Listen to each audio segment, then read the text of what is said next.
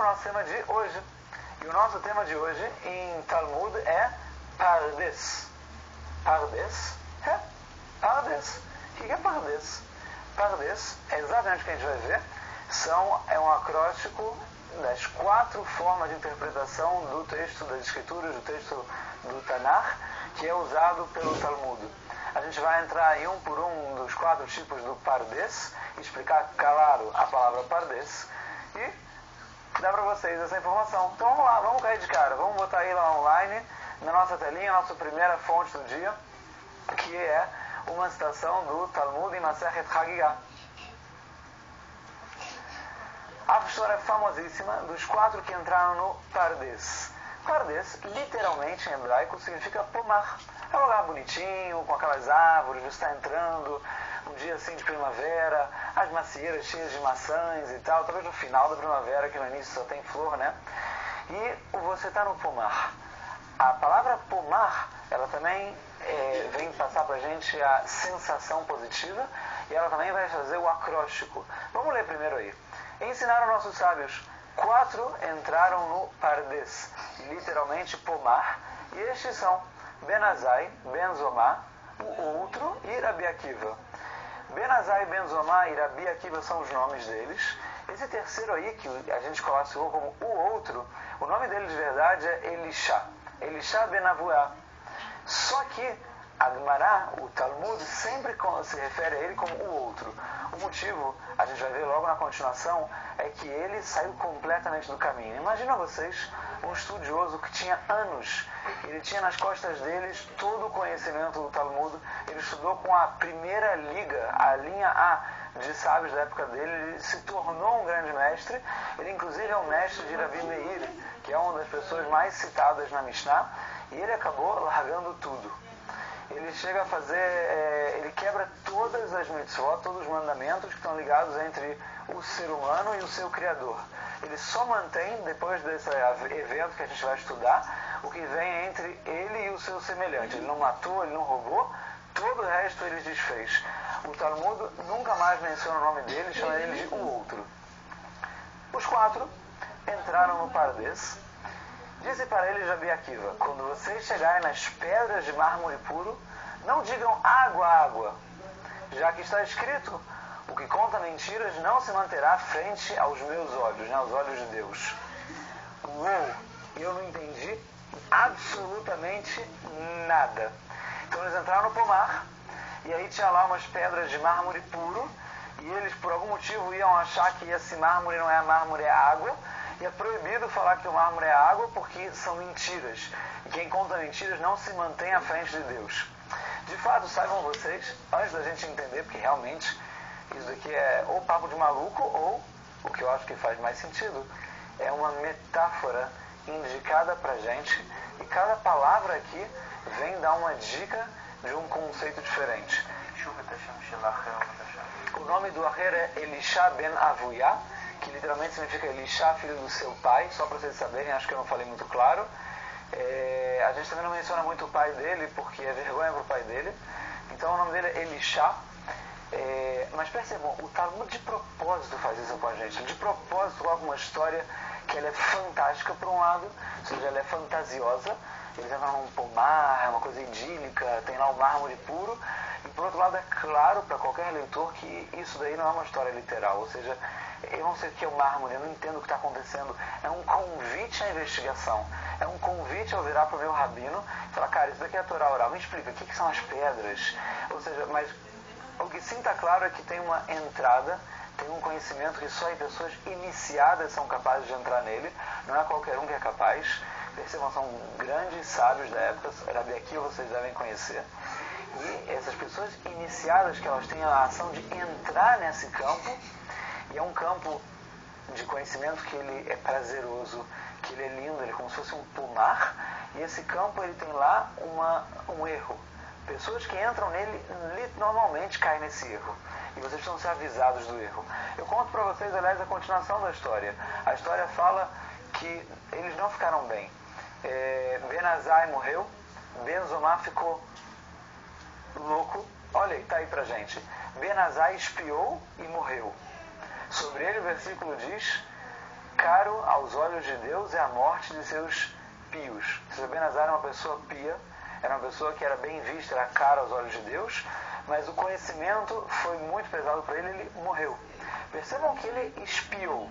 A forma como o Talmud fala não é que ele olhou de forma séria, não é que ele entendeu do início ao final, ele não levou a sério o suficiente e o conhecimento errôneo matou ele. Eu não sei se ele morreu literalmente ou se ele se esvaziou, perdeu a sua inspiração, perdeu o seu caminho. Ben Zomá espiou e foi danificado. Ele não chegou a morrer, mas ele não saiu como ele era antes. Sobre ele, o versículo diz: mel encontrastes, coma o suficiente para que não te sacies e vomite. O mel, ele é a parte mais doce do conhecimento, mas se você exagera nele, você vomita. Você precisa ter quantidade quando você entra no Pardes, você entra nesse tipo de estudo. Ele não tem que ser o seu dia inteiro, ele tem que ser uma quantidade limitada. O outro cortou as mudas, Rabi Akiva saiu em paz. Cortou as mudas significa que o conhecimento dele foi arrancado da raiz dele. As mudas é um conhecimento que ele estava incipiente, que ele ainda não estava embasado, ainda não estava desenvolvido, e antes disso ele arrancou da terra. Então isso fez ele sair do caminho, foi mal entendido. Ele desconectou a conclusão dele da base da fé dele, da base de Deus, e ele acabou ficando com mudas incipientes e desconexas. Rabi Akiva entrou em paz e saiu em paz. O que é esse Pardes? O que é esse pomar, literalmente, ou esse campo de conhecimento, que por um lado ele é tão perigoso, por outro lado ele é profundo, ele precisa de iniciação, ele é como o mel, ele é a cúspide, ele é o ápice, ele é a coisa mais doce do conhecimento, mas eu tenho que entrar em paz e sair em paz. Vamos lá, vamos pegar em hebraico a palavra Pardes, a palavra pomar, e vamos dissecar ela, vamos entender o que a gente está falando. Mas antes disso, a Adriana tem uma pergunta. Rabi Meir, esse Rabi Meir é o Rabi Meir Balanés? Sim. O Rabi Meir Balanés, ele é aluno do outro, do Elisha Ben Avuyá. E tem até histórias no Talmud de que ele está no Shabat dando uma drachá, dando uma prédica na sinagoga e viram para ele e falam: ô Rabino, o teu professor está aí na porta. Ele sai, tá no Shabat, em cima de um cavalo, o professor dele descumprindo o Shabat, que é o outro, e eles começam a discutir a drachá do Rabi Meir, e o outro começa a falar para ele coisas mais profundas, ensinar coisas que ele próprio não sabia. No meio dos momentos ele está quebrando o Shabat, ou seja, a relação dele se manteve muito complicada. Conta inclusive o Talmud de que quando ele morre, o outro, o Elisha, o Rabi Meir morre logo depois e fala que vai tirar ele da situação negativa que ele está e trazer ele de volta para perto de Deus depois da morte. É o próprio Rabi Meir que você conhece. Vamos então dar uma olhada aí na palavra Pardes.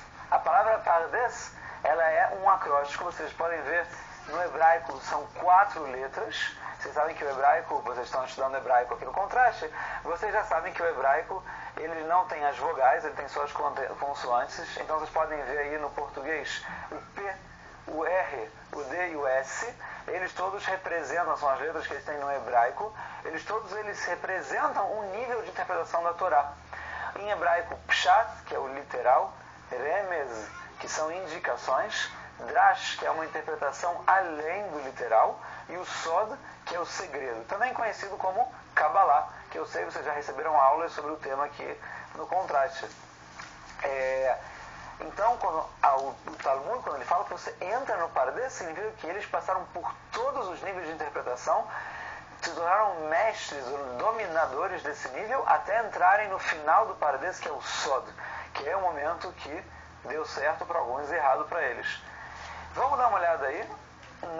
Eu quero, antes de dar uma olhada, pensando bem, eu quero falar um pouquinho de cada um, e eu quero aplicar para vocês um atrás do outro, para a gente ver como eles funcionam na prática. Então vamos lá, o que é literal? Então literal é literal. Não tem nada de estranho aqui, nada de louco, é o que vocês conhecem. Se eu tenho um texto da Torá, e esse texto ele tem uma interpretação literal, está escrito lá, por exemplo, sei lá, não comam animal ABC, não comam porco, não comam camelo. Então literal, é óbvio que o que está escrito lá é não comam porco e não comam camelo. Mas isso pode ser um pouco mais complicado. Por exemplo, está escrito lá que tem uma história, e a história conta para mim sobre Yitzhak, que ele tinha 2 filhos, ele tinha o Yaakov e o Esav, o Esaú e o Jacó, e você está vendo lá o relacionamento dele, ele gosta mais do Esav, do Esaú, e você vê que ele gosta dele porque o Esaú trazia para ele coisas gostosas para a boca dele. Você precisa entender literalmente, mas a nível não só literal, senão que a nível literário. O que a história quer me passar? Quais são os efeitos de linguagem que estão sendo usados? Tem alguma coisa que é jogada sem ser só o que está escrito por trás das linhas? Ou seja, todo literal ele tem um nível mais profundo. E se é uma poesia? E se eu estou interpretando o cântico dos cânticos, em hebraico o Shir HaShirim? É uma poesia ou os salmos. É óbvio que o literal de um salmo ele é metafórico, ele é profundo, ele tem figuras de linguagem. O Drash e o Remez, eles são muito parecidos. Os dois eles vão além do literal e eles indicam pra gente um segundo nível de entendimento. A gente vai, quando trazer os exemplos, diferenciar entre o Drash e o Remez. A verdade é que o mais comum e o mais básico é o próprio Drash e não o Remez. E o Sod é o nível de Kabbalah. A gente vai falar dele quando a gente entrar nele lá. Então vamos lá. Vamos pegar alguns exemplos. Eu quero ver com vocês, um por um. E, opa! Pergunta! O Jorge mandou o seguinte pra gente. A Kabbalah é somente o Sod, então? Ou pode ser que tem segredos de Kabbalah no Drash? Cara, eu adorei a sua pergunta. Adorei. A Kabbalah, ela é somente o Sod, você tem razão. Só que muitas vezes o Drash, ele de forma oculta passa pra gente conhecimento de Kabbalah. Eu vou explicar melhor. Você vai pegar um Drash e você vai ver que o Drash ele tem uma função moral, uma função ética. Às vezes o Drash ele tem a função de te ensinar uma parte da história que não está clara no texto. Por exemplo, por que o Isaac ele gostava do Yaakov, mais do Esav, do Esaú, e menos do Yaakov. Isso não está 100% claro, o Drash pode adicionar. Mas às vezes o próprio conhecimento ético, o conhecimento da história que estão colocados ali naquele Drash, se você entende ele mais profundo, ou seja, se você faz um entendimento de Sod em cima do Drash, ele também contém conteúdos de Kabbalah nele. Então ele pode sim te trazer. A Kabbalah ela permeia todos os outros. Pergunta, Márcia. Rabino, todos esses níveis de interpretação são relacionados somente à Torá escrita? Esses níveis de interpretação são diferentes. O Pshat, ele é somente da Torá escrita, ele é a interpretação literal da Torá escrita. O Remez e o Drash, eles em geral são aplicações em cima da Torá escrita, mas eles já são considerados parte da Torá oral, ou seja, são versões orais que estão relacionadas e aplicadas à Torá escrita. O Sod, ele depende, às vezes ele vem direto em cima da Torá escrita, às vezes ele está completamente desconexo. Vamos lá. Eu quero então trazer a vocês um versículo aqui, versículo de Bereshit, de Gênesis. A gente pegou uma história famosa, a história do Isaac, que é o Yitzhak em hebraico, e a gente sabe que ele teve 2 filhos. Ele teve 2 filhos gêmeos, o Esav, que é o Esaú, e o Yaakov, que é o Jacó. O Yitzhak, ele gostava mais do Esav, e a mãe deles, a Rivka, ela gostava mais do Yaakov. E a gente vê desde o início que existe uma batalha entre os dois. No próprio ventre da mãe deles, eles brigam, eles se batem de alguma forma, e a mãe deles vai perguntar para Deus, e é respondido a ela pelo meio do profeta, que eles vão ser 2 nações, que eles vão ter um embate de titãs, eles representam 2 mundos. E quando eles crescem, o primogênito, que é o Esav, ele vende a primogenitura para o Yaakov, para o Jacó. Só que o pai deles não sabe disso. E o pai deles decide em um certo momento bem dizer o primogênito biológico, o Esav. E aí a gente chega onde a gente está agora. E aconteceu que, como Isaac envelheceu e os seus olhos se escureceram, de maneira que não podia ver, chamou a Esaú, Esav, seu filho mais velho, e disse-lhe: meu filho. E ele lhe disse: eis-me aqui. E ele disse: eis que já agora estou velho, não sei o dia da minha morte. Agora, pois, toma as tuas armas, a tua... Opa, tem aqui uma coisa na frente que não deixa eu ler. A tua... o volume está na frente. Toma, eu acho que é a sua espada e o seu arco, e sai ao campo e apanha para mim alguma caça. Tá lá. O motivo disso, na continuação do Passuk, vamos dar uma lida no Passuk todo e aí depois a gente vê a pergunta, talvez. Agora, pois, toma as tuas armas, tua aljava, que é um tipo de faca, um tipo de espada, e o teu arco, e sai ao campo e apanha para mim alguma caça, e faz-me um guisado saboroso. Essa palavra vai ser muito importante. Percebam que ele pede um guisado saboroso, como eu gosto, e traze-mo para que eu coma, para que minha alma te abençoe antes que morra.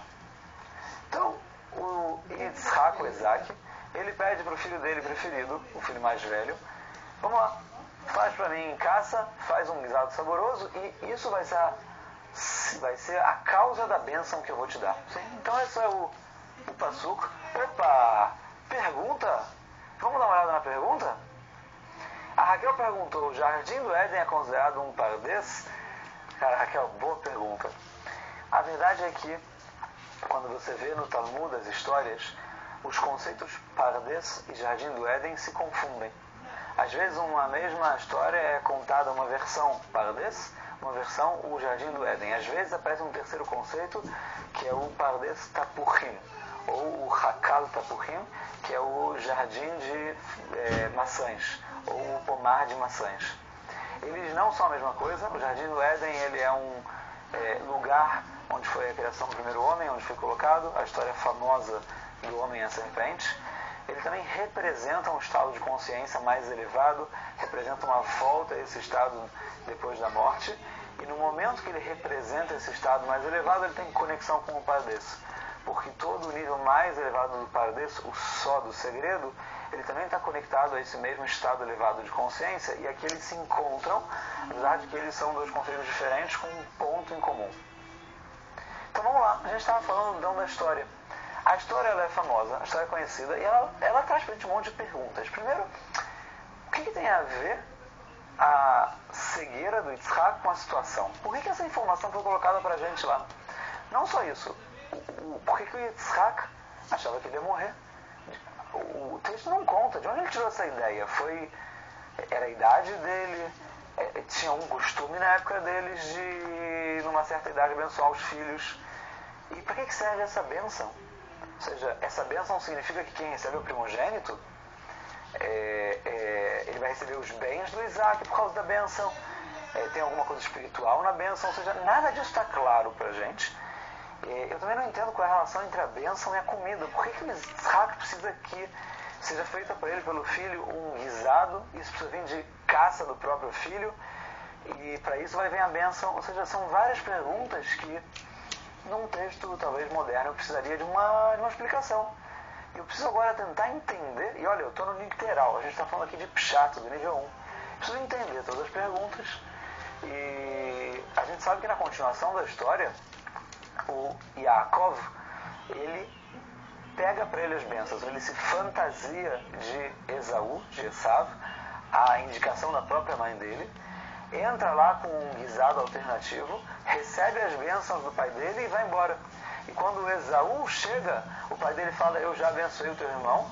E não só isso, ele continua sendo bendito, ele vai ficar com as bênçãos, e ele dá uma segunda bênção para o Esaú, que não é a bênção original.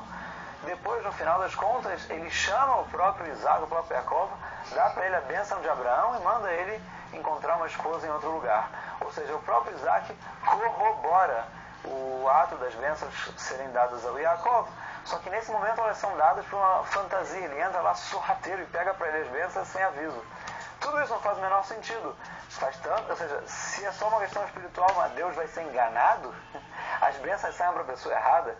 Então todo esse âmbito de perguntas ainda está no nível do Pshat. Vamos dar uma olhada em um dos exemplos que eu trouxe para vocês de como responder essas perguntas com o Pshat. A gente está aqui com uma citação do Radak. O Radak é um comentarista, vocês podem ver aí, Radak Bereshit 27.2, é o nosso versículo sendo comentado. O Radak, o nome dele de verdade não era Radak, era Rabi David Kimhi, David da família Kimhi. Radak é um acróstico do nome dele. Resh é Rav, Dalet é David, Kuf é Kimhi. É muito comum nos nossos comentaristas eles virem abreviações ou acrósticos. Ele morou na França no século XII e o século XIII, ele nasceu no XII e faleceu no XIII. Ele é considerado um dos nossos comentários clássicos a nível de literalidade. Ele vem, por exemplo, a resolver a nossa primeira pergunta. Por que tem a cegueira de Yitzhak? Ele fala o seguinte: envelheceu até que escureceram seus olhos. Percebam no que ele fez aqui. O texto em hebraico não está muito claro. Não está muito claro em hebraico se ele escureceu, se ele envelheceu e escureceram seus olhos, ou se ele envelheceu até que escurecerão seus olhos. O Vav em hebraico está escrito Zaken Yitzhak, ele envelheceu Yitzhak, Vatichena Enav, e escurecerão seus olhos. Esse Vav, ele pode ser até que, ou ele pode ser o hebraico, ele dá a margem para as duas interpretações. O Radak fala que, de acordo com a visão do contexto, tem que interpretar até que escurecerão seus olhos. Vamos